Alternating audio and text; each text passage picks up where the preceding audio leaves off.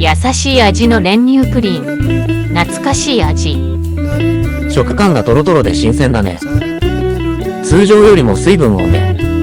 ゼラチンの割合を少なくした配合なんだね。ちなみに、クックゼラチン。箱によると、1袋 5g で、標準で水分 250ml、緩めで 300ml 固められる。そこを牛乳を 150ml 入れちゃったんだね。使うゼラチンにもよるから、袋や箱をチェックしてね。次回はおからパウダーのパンケーキレシピの予定。材料を号令。牛乳 550ml、練乳 90g、粉ゼラチン 5g、あればバニラエッセンス少々。今回は缶詰の練乳使ったよ。業務用の練乳で超ビッグサイズもあったよ。練乳ってどうやって作るのかな？家でも作れるのよ。鍋で牛乳と砂糖を煮詰めるの。だからミルクが濃縮された味なんだね。ゼラチンをふやかす。1袋 5g、大さじ2の水に粉ゼラチンを振り入れる。これ逆はダメ。粉に水をかけると一部分だけ固まってダマになる。ゼラチンを均一に溶かすには水に粉を振り入れてね。スプーンでひと混ぜ。クックゼラチンやゼライス。溶けやすくて温めた牛乳に直接粉を入れても溶けるんだけど、前もってふやかした方がよりダマなく使いやすい。冷蔵庫20分くらい置きます。牛乳を温める。小鍋に牛乳、練乳、中火で温めます。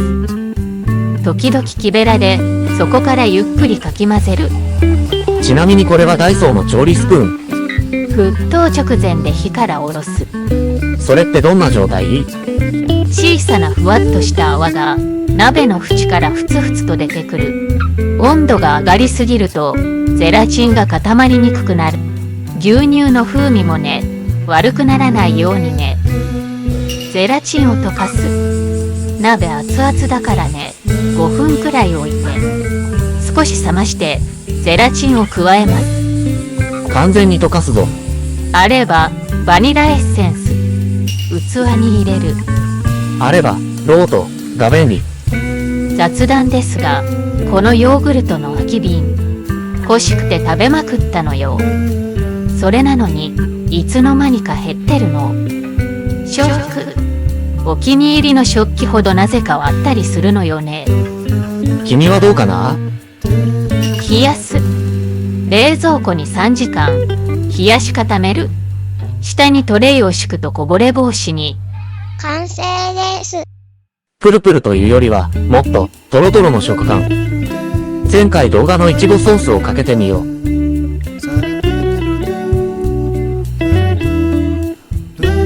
ゼラチンに対して水分が多いからね。とろける食感。飲み物みたい。一晩置くと翌朝食べてみるとなんとトロトロより硬くプルプルの食感になってたよ。カメラのピントが合ってなくて分かりにくいけど、これはゼラチンの性質。時間とともに硬くなるというもの。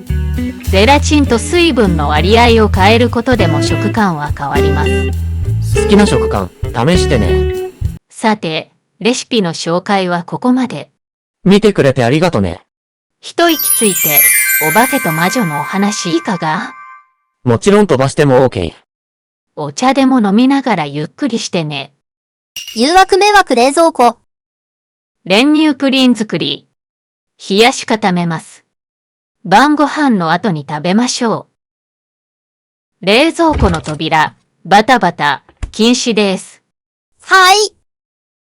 まだかな？そろそろかな？執事として確認するのも仕事のうち。どうかな？ジャブジャブ。まだ液体だね。残念、また見に来なくっちゃ。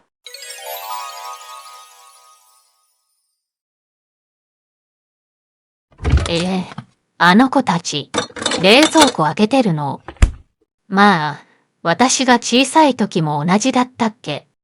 でも、執事であるエイト君まで。晩ご飯の後。さあ、みんなで練乳プリンをいただきましょトラトラ。おばあちゃまのデザートは世界一だね。でも欠点が一つだけある。それは、待ちきれないことだ。楽しみすぎて、ついやっちゃう。ね、君もそうだよね。う。なんとまあ、罪作りなデザートだこと。それではマジカルキッチンでまたお会いしましょう。